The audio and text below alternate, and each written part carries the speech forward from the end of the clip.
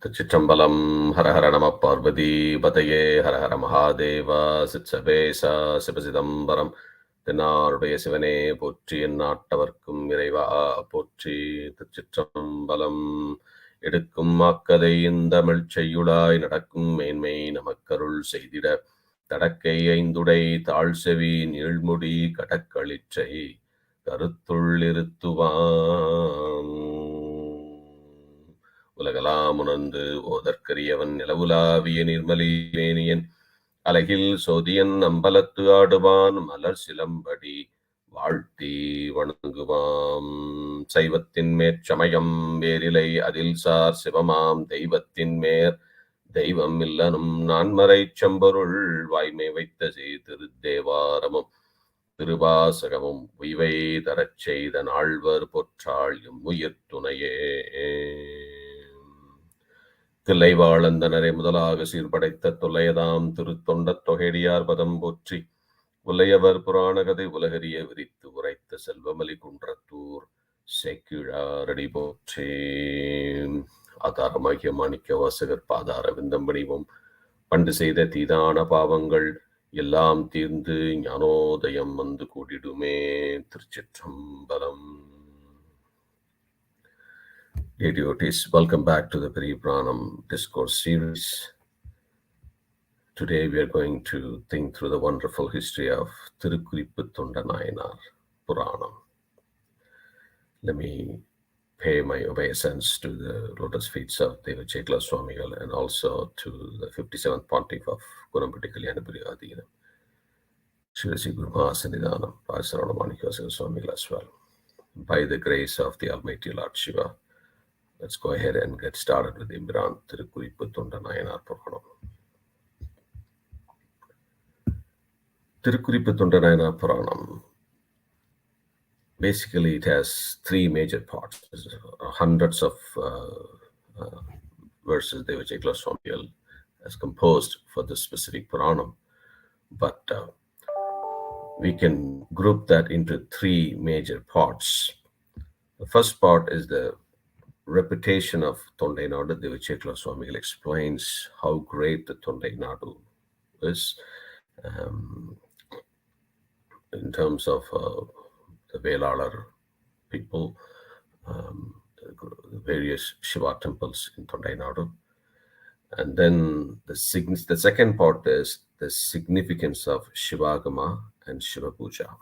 So Goddess Parvati Devi itself has done the Shiva Puja in Kanchipuram. That's the second part. Then the third part is the Thirukkuripputhondar Puranam. So we're gonna cover both part 1 and part 2 in this session today.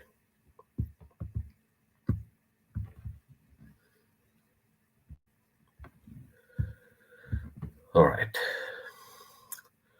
So when it comes to the reputation of Thondai Nadu was so blessed to have the goddess Umayammayar herself, who's the mother of the world. She extends infinite mercy to many lives, performed Shiva Puja to embrace her husband, the incomparable leader, Almighty Lord Shiva, under the mango tree in Kanchipuram. So that incident took place in Kanchipuram. Kanchipuram is the capital of Thondai Nadu. So it was so blessed enough to have such a holy history. And then Devachekla Swamigal also talks about the greatness of Velalar community. Velalar community, basically the agricultural people who lived across Thondai Nadu, but he specifically calls out the Velalar people in Palayanur Thiruvallangadu who were doing only good deeds in their life. Then a case came upon them. They had to look at their life and the word they gave to a merchant. But they prioritized the word they gave to the merchant and gave their life. That's a such a best country. They were, just to give long story short, that incident took place in Thirupalayanur, Alangadu. There was a merchant who cheated on his wife, and then he killed her, and then the spirit of his wife came took a form of another woman, and it also had a kid with itself, and filed a case in Palayanur, Velalar Sabai. And then she argued and provided a lot of evidences that he was my husband, but he's not. He's avoiding me. And then the Velalar community who were in the judge panel, they reviewed all the evidences, and then they gave a judgment. She's your wife. You need to live with her. And then the merchant brought up a concern. No one is ready to believe what I'm saying. But if anything happens to me today, what would you do? Because of your judgment, I may lose my life. What would you do? And they said, if anything happens like that, all of us will give our life. We are 70 of us in this panel, and we're giving this judgment. And if something happens to you because of judgment, we will give our life. And then said, fine. As he thought, Neely killed the merchant at night, and then it flew away. The next day morning, they heard about this, and they realized that when the merchant did tell us about this, but we didn't trust him. Anyway, we gave him a word, we will give our life, all of us will give our life. All of them killed themselves. You still have that Mantapa in Palayanur where they killed themselves. They entered the pit of roaring fire. So just for the word they gave up their life. Such a great country, Thondai Nadu. And it also had some of the very auspicious and great, wonderful holy kshetras, Thirumalai Vayil, Thiruvattriyur, Mylapur, Thiruvanmiyur, and many other temples in Thondai Nadu. Kanchipuram itself, there are 108 Shiva temples. You could see numerous, even it may even be more than that. There are 5 temples that have got Devara hymns within the Kanchipuram itself. And you could see many temples around the city itself, like Iravatanam, Pravatanam, Pachabeshwara temple. They have not got Devara hymns, but there are many temples. Everywhere you could see Shiva temple, Kanchipuram. And there's a saying in our Tamil history, those who live in Kanchipuram will also get mukti. If you're born in Tiruvarur, you get mukti, you get full liberation. But if you live in Tiruvarur, if you live in Kanchipuram, you'll get mukti. If you have a darshan of the life, you'll get mukti. If you just think about Tiruvannamalai, you'll get mukti. And if you die in Kashi, you'll get mukti. So here, Kanchipuram, if you live in Kanchipuram, you'll get mukti. Such an auspicious holy city. So in this way, the people in Kanchipuram lived peacefully and are enlightened by the virtues of doing various type of work for their land, and live in a world where evil is never thought of in a dream. So even in dream, they never had any bad thoughts. Then you can say how good the people were in Kanchipuram.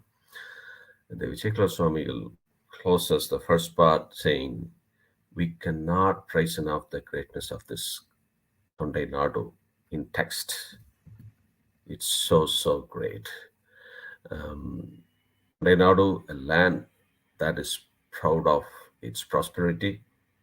The city of Konchi is in a position where the whole world is amazed by the beauty of its true prosperity and welfare of all the worlds and the pride of everyone here.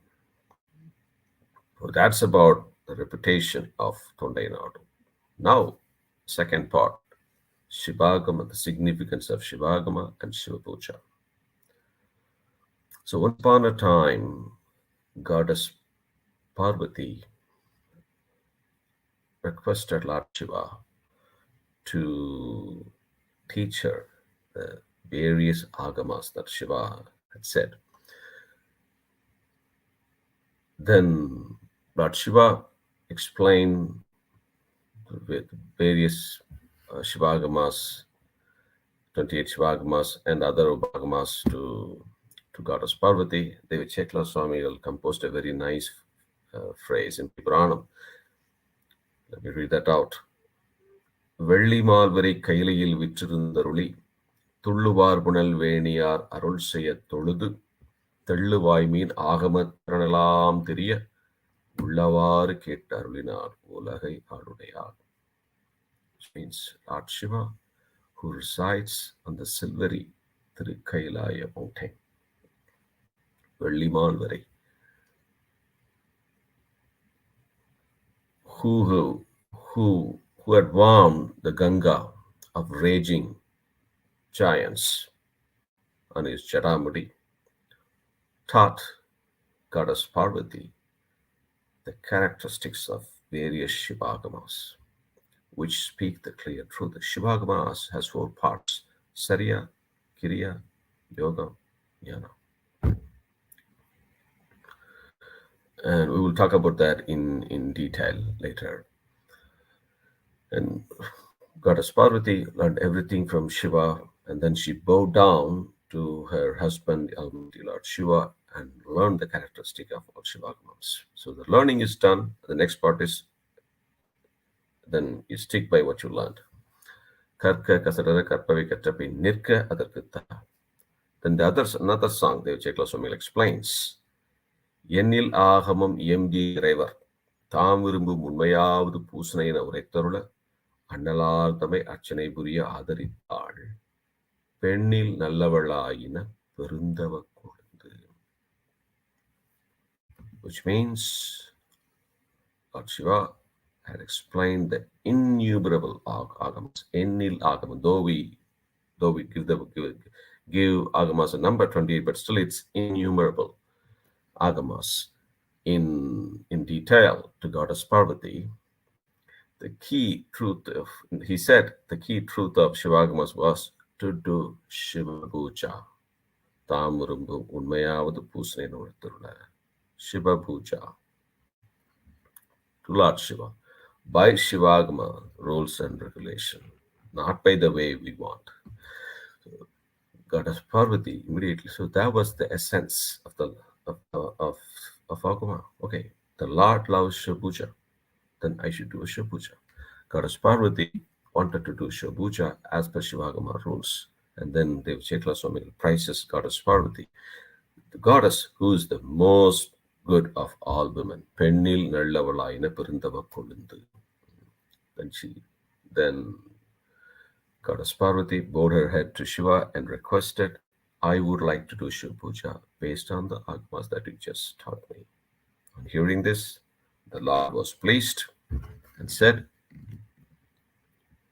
due to the great good deeds done by Tamil Nadu in the south, Kanchi is the city that is accessible to everyone and remains stable in this world forever. Then he ordered Umadevi, you go there and you will join our abode under the mango tree in that city and enjoy the Shiva Puja and worship. Goddess Parvati was reluctant to leave Kailash and also Shiva, but still she got the permission from the Lord to go to south and do the puja. So then she took permission from Shiva and then she left for Kanchi Mahanagar.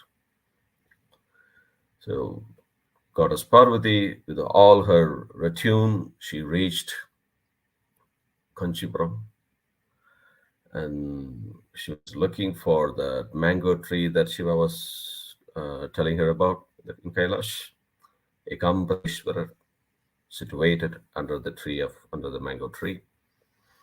She could not see Shiva under the mango tree. Then she decided, all right, let's pray to our Lord. He's the one that needs to come down and show us where he is. Then she started chanting Panchaksharam with folded hands and did the prayer worship of not seeking anyone else but her own husband, Lord Shiva. Then, so Parvati Devi folded hands, chanting Panchakshara, asking Shiva to show her where he is. Then Lord Shiva appeared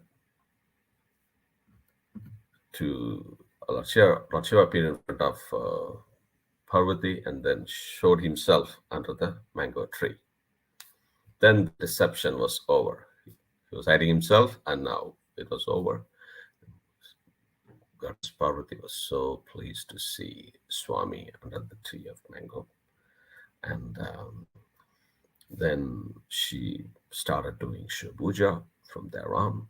And there are many phrases in Periyapuranam explains how Goddess Parvati did the puja. And in some specific phrases, I do want to highlight that here. Nayagar Pusanekki Avardam Uraita Ahamattu Unmaye Thalai Nintru. For Shiva Puja, we must do that as per the Shivagama rules and regulations said by Shiva. We cannot define our own rules and regulations as whatever we want. We can't do that.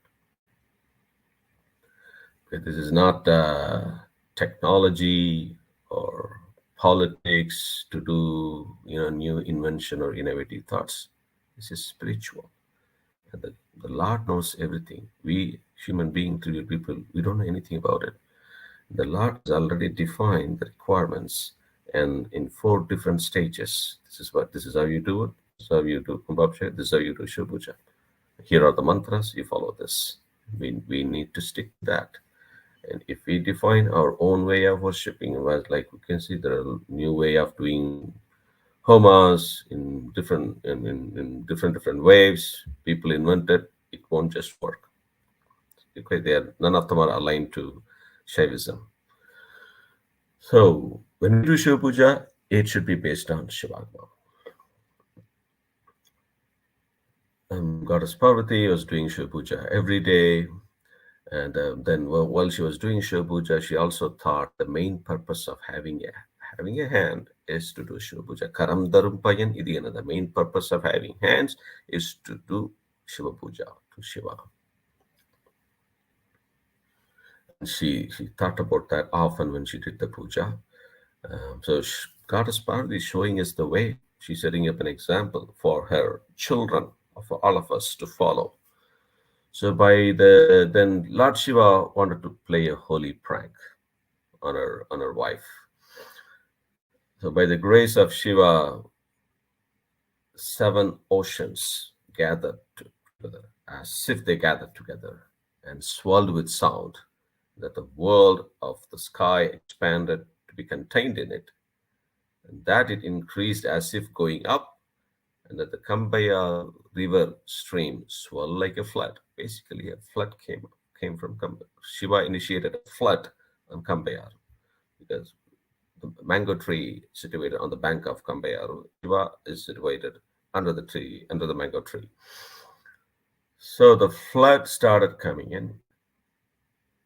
Shiva directed the flood of Kambayar towards the beautiful fish-eyed woman, none other than Goddess Parvati, fish-eyed woman, and fearing that the rising flood would come and wave over her Lord.